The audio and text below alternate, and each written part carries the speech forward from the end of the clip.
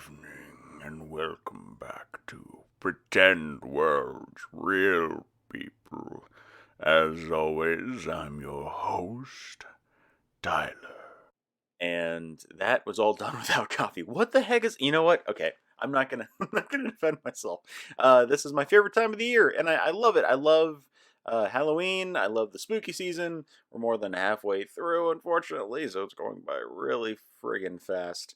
But that's okay. It's been a great time of the year so far.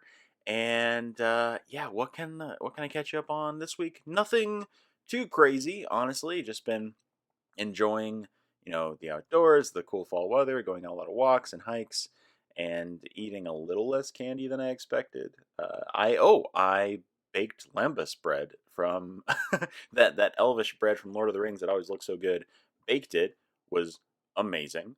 So I don't know what that has to do with Halloween, but I have not had any coffee, so let's just chop that up to a general lack of caffeine coursing through my veins and talk about the next few weeks. I do have a bunch of episodes coming out for the spooky season because I just had the good fortune of connecting with a lot of really great people. So keep an eye out for some double dipping weeks, as I have too many guests that I want to share throughout this amazing month of October. Speaking of which, this week is insanely awesome because I had a chance to sit down with Stasey. Now, if you don't know the name, you will recognize her face from the marketing for the film Smile over the last, I don't know, 4 or 5 months. She's an Australian actor who is currently terrifying audiences within the film Smile. She is the patient you see in the trailer who, takes the broken vase to her face and then things happen. Scared the living hell out of me. It was, it was a haunting role. So we obviously talk about that. We talk about her early work, finding a career in horror, and what she would like to do next in both her career and her life. So I'm just gonna let this go from here. Let's just sit down. Let's grab that pumpkin spice latte, if that's your thing. I'm not saying it is my thing, but I'm not totally against it. And let's sit down and chat with the lovely Stasey.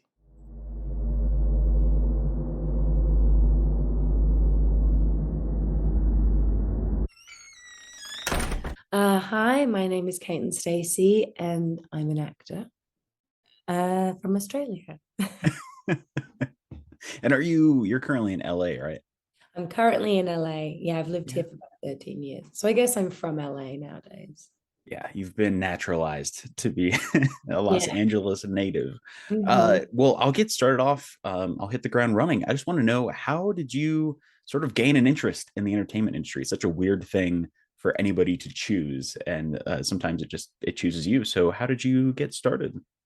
Well, to be honest, I was very young when I started. I was like 13. And you know, it's a pretty obvious choice when you're 13 because who doesn't want to be famous and make money? But it's so much more than that. Obviously, it's almost never that. In fact, it's that's an end goal that a lot of people don't achieve. But yeah, I always wanted to act. I was always very like outward facing. Um, my reasons for doing it now are different from what I decided to start doing it back then. But yeah. Yeah. And did you have anyone that you sort of looked up to? I mean, I personally idolized Chris Farley. So, is there anyone that you sort of looked at as a barometer for your perceived level of success while you were, trying to start that journey? Yeah, sure. When I was younger, I had a lot of like imagined nemesis, like I was never like a looking up to other people kind of person. I was a very like jealous person. So there was this pop star called Nikki Webster in Australia, and she sang at the 2000 Olympic Games in Sydney. And I was like, one day, Nikki, one day, be me. And I did not become a pop star, mercifully. I feel like that would have been a far more painful career choice than the one I've chosen. But yeah, that I've loved the Spice Girls. It was mostly musicians. I watched a lot of cartoons. I watched a lot of old movies. I really loved, I know it's controversial now, but I really loved Gone with the Wind.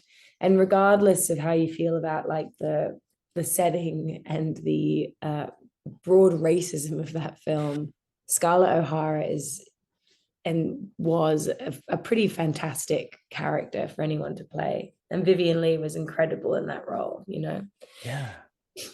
Yeah, that's wow. That is a very sort of unique film to look at for like regal Hollywood. You know, not a lot of people talk about that anymore.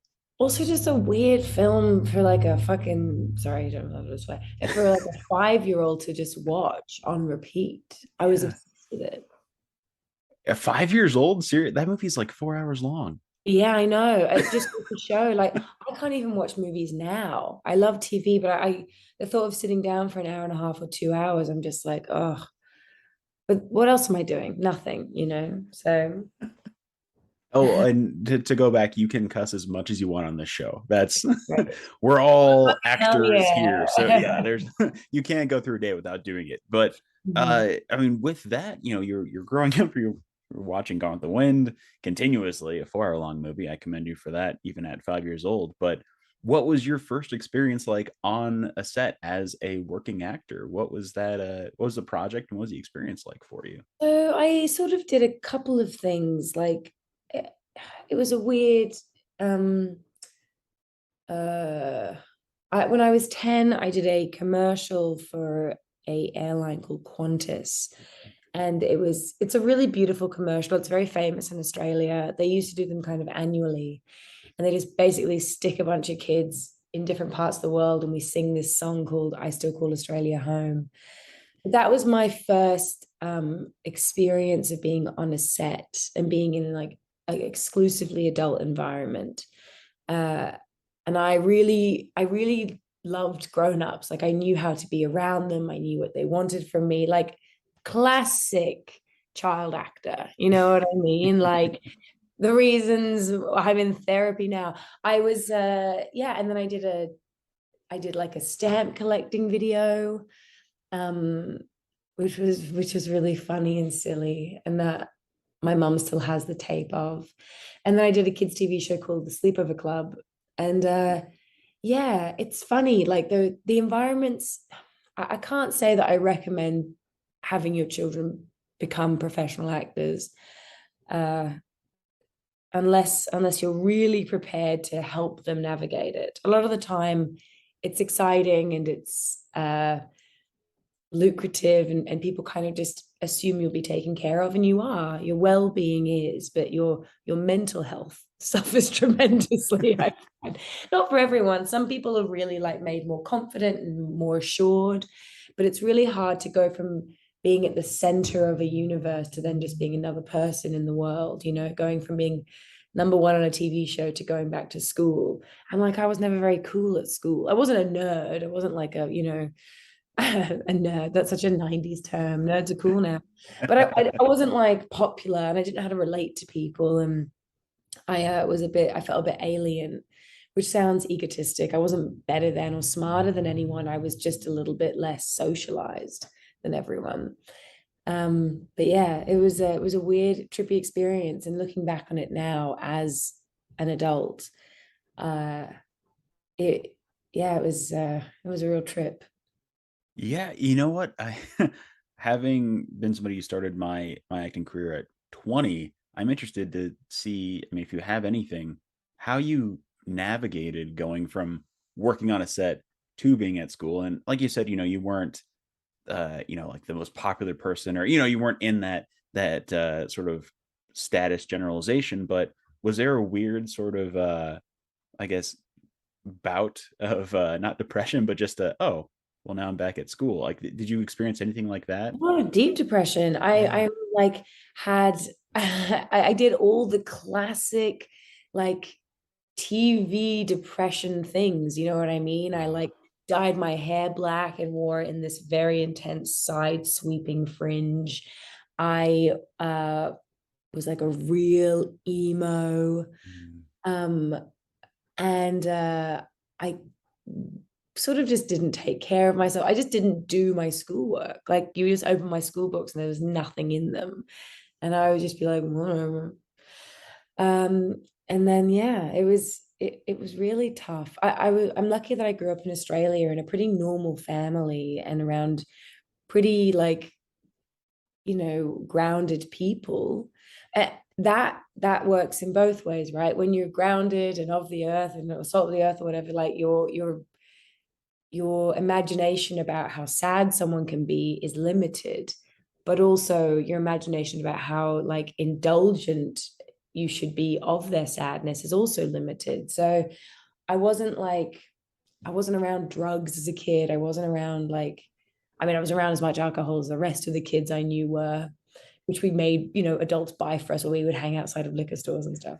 But like I wasn't a bad kid, and I wasn't like a uh but I was a highly emotional one, definitely. Yeah, which can only help your performance, right? Moving forward. You're, Yeah, I'm a deeply emotional adult. And my mom and my dad like really supported me and loved me and took care of me. And I had a very like, I was lucky I was in a very safe, not very pushy environment. But it was, yeah, it's swings and roundabouts, which is the industry today. Like it's never an assured thing, at least not for me, It's up and yeah. down. I mean, and with that emotional vulnerability, did you find it difficult to just dive full into this as a career? Which, I mean, a lot of people will do, and only a few last because it is so hard and arduous and full of rejection. What something like 1% of people can make a living as a performer. So, what was your, I guess, what was your mindset when you said, I think I'm going to pursue this as a career? When was that? Oh, damn. Well, I certainly hadn't heard that statistic, which is now making me reconsider it. But Sorry. I'm like, shit, that's gonna be in my head now, like 1%, Oh 1%. no. No, I'm kidding. It's fine, I'll figure it out. But it was kind of the path of least resistance, to be honest. Like I work very hard and I care very deeply about it. But when I was younger, it did find me in a sense. Like I expressed an enthusiasm for it, and the people around me made it happen for me.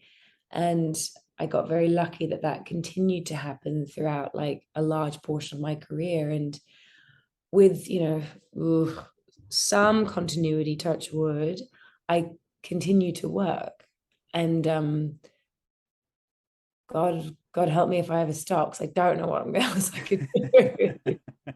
I don't really know how else to make money, you know. Uh, I've had like little odd jobs here and there, and they've been wonderful experiences. They've taught me a lot about myself and about the world. But yeah, I kind of got on a moving train and I just never got off it. Yeah. Well, and that I will say that statistic I brought up is due to those who tend to just stop. They don't want to sort of push through these trials and tribulations of being pinned, being let go, getting a job, being cut out, not being paid, Yeah. no residuals. So sticking with it, that's something I have talked about ad nauseum with this podcast. And it's, don't give up. If this is something you truly care about, don't stop doing it. And I'm right there with you. I don't know what else I would do. Yeah. It's, you can only pour beer and serve for however many years before you start to snap. So, I mean, I assume if you were actually, no, this is a fun question. Do you have any sort of backup plan hypothetically that you would love to be involved in if you were to have, the proper training or experience or knowledge about some other industry? Do you have something you would go to if you couldn't have acting? I think I would have to fundamentally change my life, Mm. because acting is addictive. It is like a drug. And I don't want to sound like a wanker, but like I feel like that's what I was born to do. Like I'm naturally an actor, for better or for worse. And like it's it's not all I care about, but it is certainly one of the things I care about the absolute most. So my backup plan, I think, would have to be to go into some kind of service of some sort. And maybe it would be like teaching acting, those that can't do teach, but also like I go to an acting class here in LA and I go to a couple of classes and they're all very like spiritual experiences. I always kind of viewed spirituality or religion of any kind of religiosity as like a last ditch effort to like save yourself from destruction. But, and that is true in a lot of cases, but like I'm discovering now that like the thing that I love, it is a very like self-centered uh exploit. Like people like to say like art is for the people, we need actors, but it's like we don't need any more actors, we've got tons. And like they're not doing it for you, they're doing it for themselves. I mean, I'm doing it for myself because I love to do it and I feel like I deserve to do it and I Yeah. care about it. So I probably try to find a way to like get away from any major city, live in a very green place, hopefully by the ocean, and maybe join a cult. I don't know, start a cult um, based around acting, something like that. With my kids and my wife and my dogs, like that would be okay. As long as I was surrounded by a community of creative people who work together and inspired each other, I think I'd be okay. Yeah. Well, and that's a beautiful thing to look at too, even as a possibility in the future or for retirement, that sort of thing. And I mean, with that comes this question: what would your cult god or goddess be? Uh, Me, it would be me. I need to be adored, like I can't help it. And that's the part of this job that is destructive, is this need, the need for speed, man. No, I just like I fucking love being worshipped.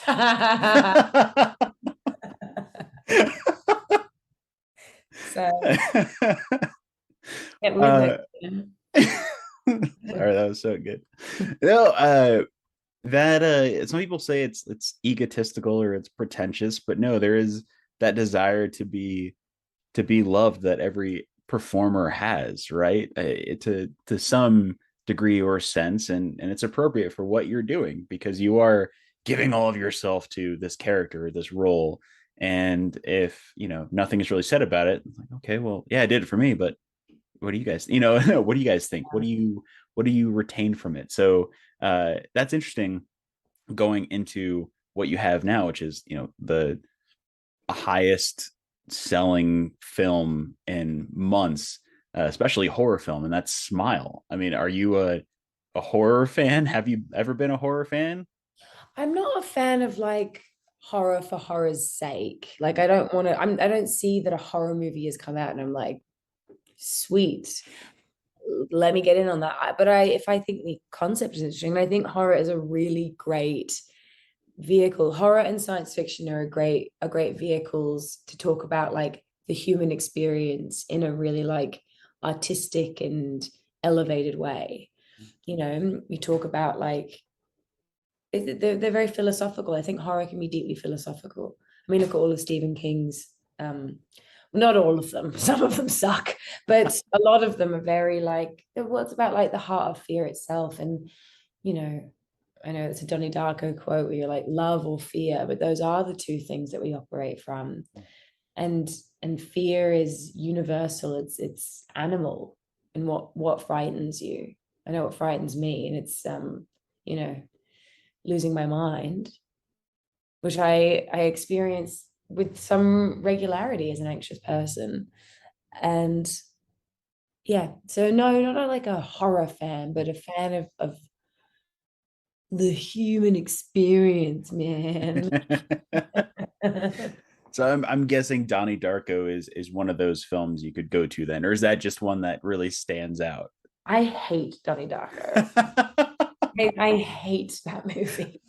I don't know, maybe I was just like, this feels indulgent. This just feels like everyone in the movie is going, can you believe we're in a movie? Yeah, I fucking hate movies, dude. I'm just like here for like the experience, you know. So no, I don't care for Donnie Darko at all. I watched it once. Blah.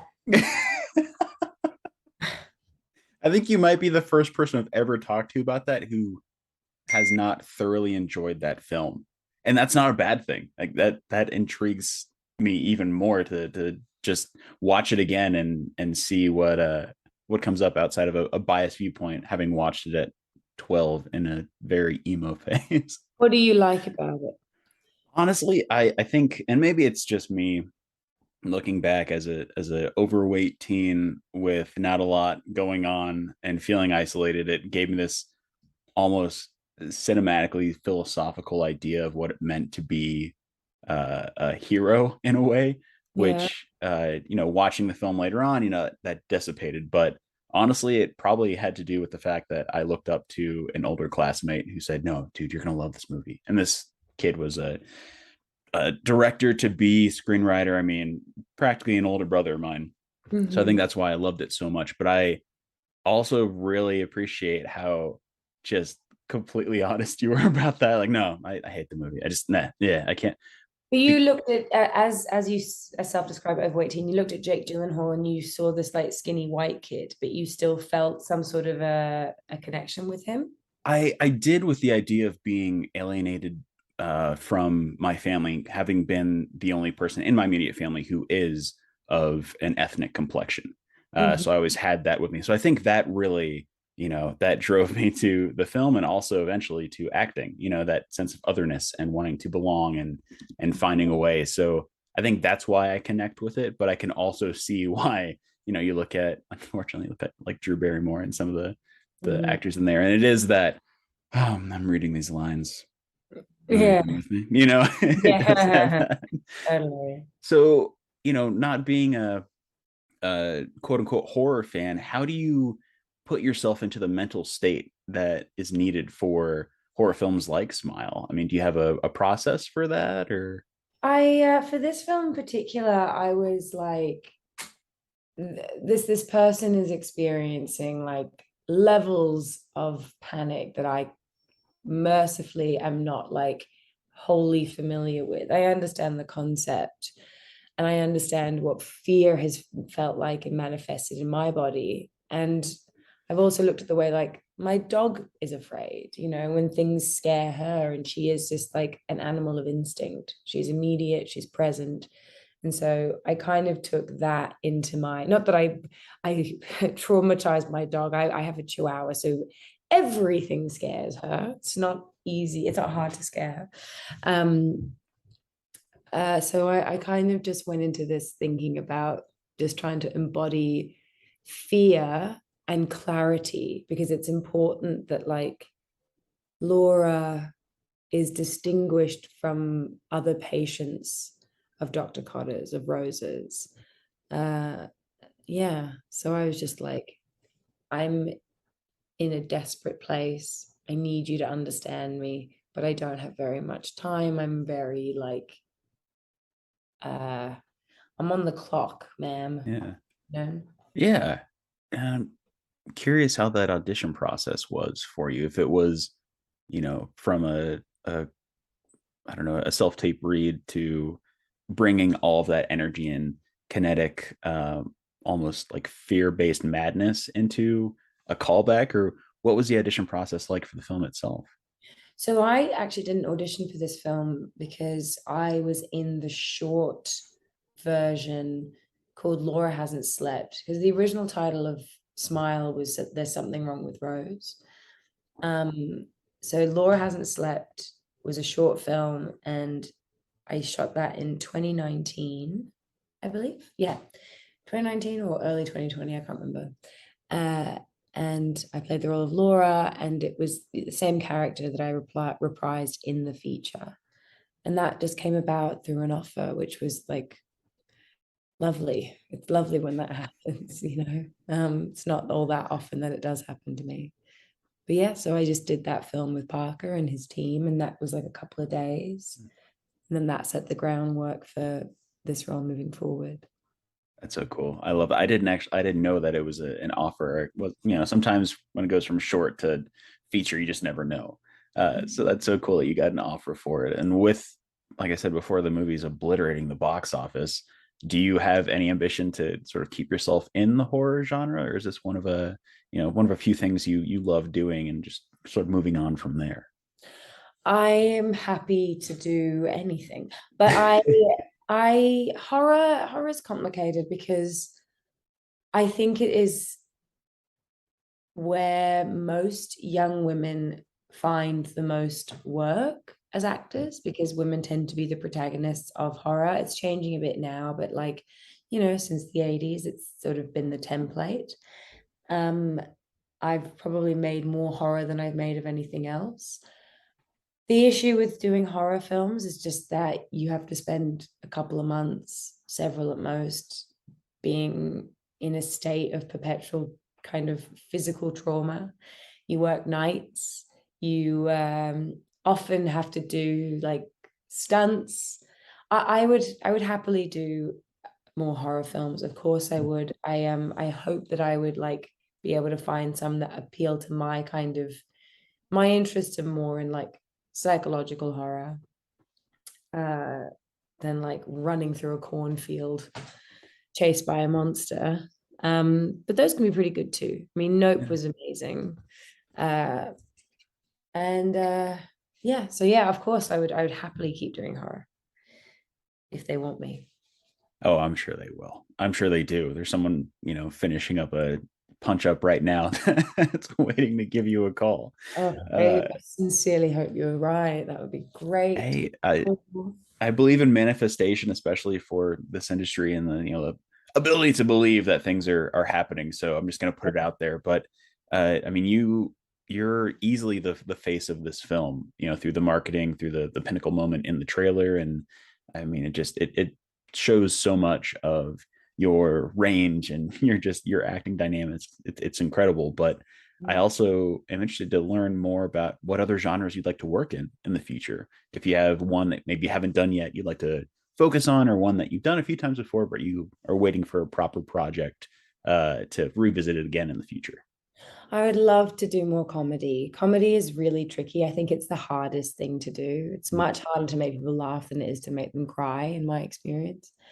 And yeah, so that's a skill set that I'm really working on too. It's also much harder to break into comedy. It's kind of more clicky than any of the other genres. Uh, and to be like a comedic actor is a real talent, and I have an immense respect for people who are funny on camera saying other people's lines. Like I can be funny day to day, but doing something again and again and again being funny is a whole other ball game. So yeah, comedy. I really want to do more comedies. I want to be able to be good enough to do them. That's kind of my hope. Is that something you've been working on in class over in LA? Have you taken out Kind some of, comedy scenes? yeah. Yeah, I have, and it's it doesn't always work. But I'm right now I'm doing a lot of Chekhov, which is like something I never thought I would say, because I'm not a classically trained actor at all, and I was never interested in any of the classics because I'm a bimbo. But I started doing this acting class that's focusing on like four great classic playwrights, Chekhov being one of them. And Chekhov is really funny. I had no idea, but Chekhov is very, very funny. It's very dry, but it's very funny. Wow. I've never tried. I think I've focused on Meisner, but I've never, Mhm. gone into the Stanislavski or Chekhov methods. It's just something that I'd like to visit, but you know what? I'm gonna let you do that because I'm sure you're. I don't know. You do have this. I've only known you for what 29 minutes, but you do have this dry comedic cadence just talking that I think is so suitable to like a Judd Apatow, film, as long as, those comedies come back because they've dipped down a little bit. Yeah.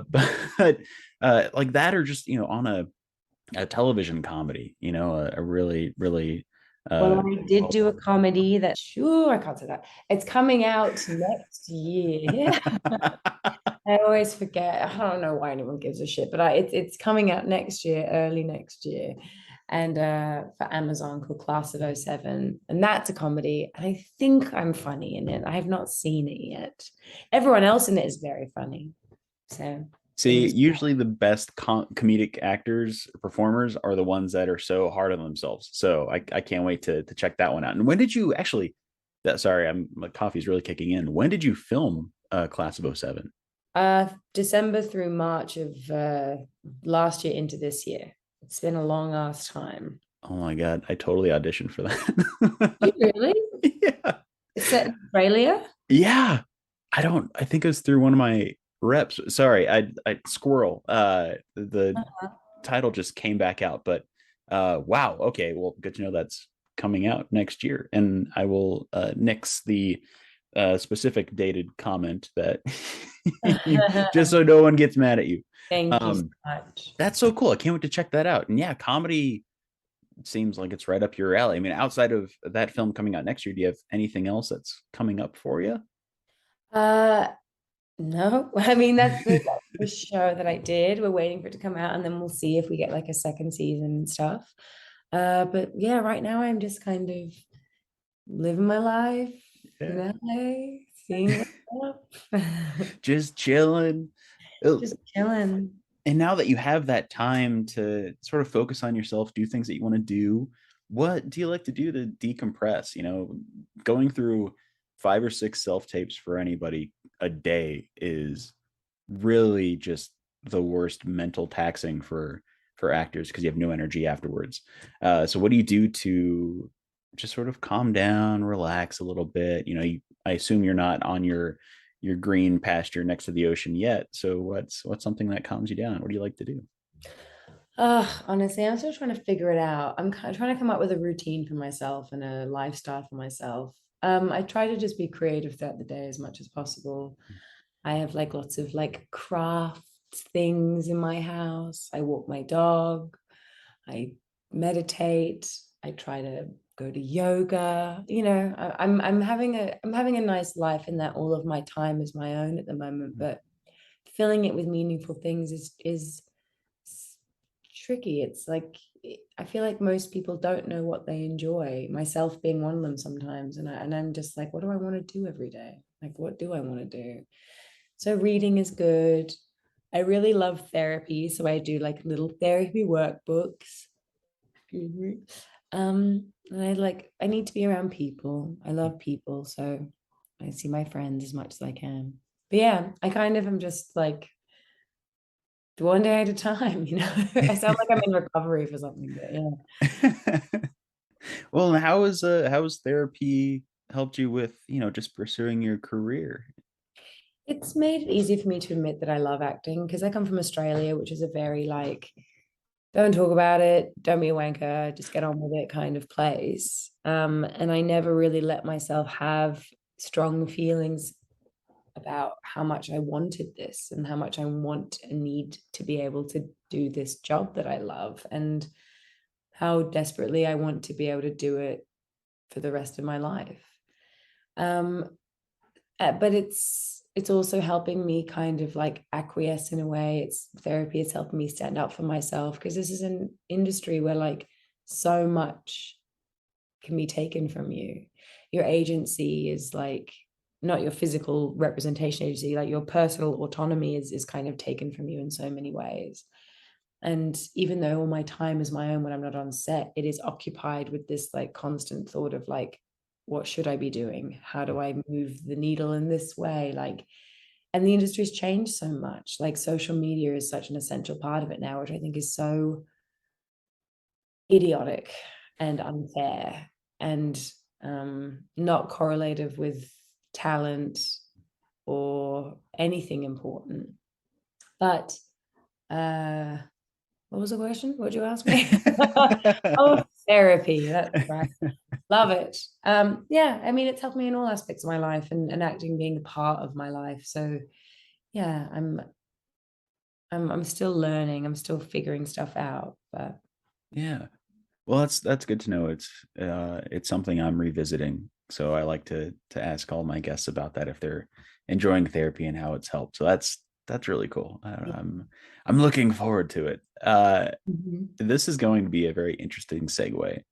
Because you were saying, how funny you are, and like you're the funniest person on the planet. I'm just kidding. I'm just kidding. But I do say wondering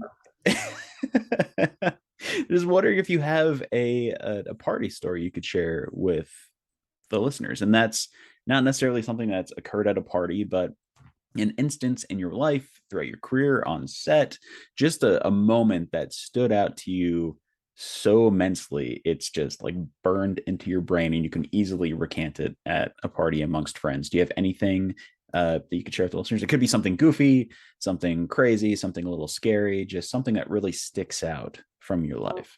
Oh, something embarrassing, maybe. Oh, those are the best ones. I mean, I this is to say it out loud, it doesn't sound as bad, but it's one of my core memories, I think, where I just am like, ugh, every time I think about it, I have to make a noise to like dispel it somehow. I'm just like, bleh! Uh, and so I auditioned for this film a very long time ago. I forget what it was called. But anyway, it was like a romantic comedy, and it was like a coming of age thing, and it was very exciting. It was going to be like a big, exciting young person's film. And the director was a really lovely young man who everybody I knew personally had like a crush on, because he was gorgeous and also deeply kind. And I was like 21, and I was going in for like a director's session for the role of this character in this film. And I was wearing this little summer dress, and I didn't shave my legs. And look, nowadays I wouldn't give a shit. I also probably wouldn't wear a dress to an audition these days. But back then it was a combination of like, I wasn't a feminist yet. Having hairy legs was deeply unbecoming, especially in Los Angeles. And yeah, I was a kid. I was a nervous kid. And I walked in there, and I had like I said, I'd like these like spider leg hairs all over my legs. And I had these cute little shoes on from Urban Outfitters, which I would also never wear now because I had a wooden heel.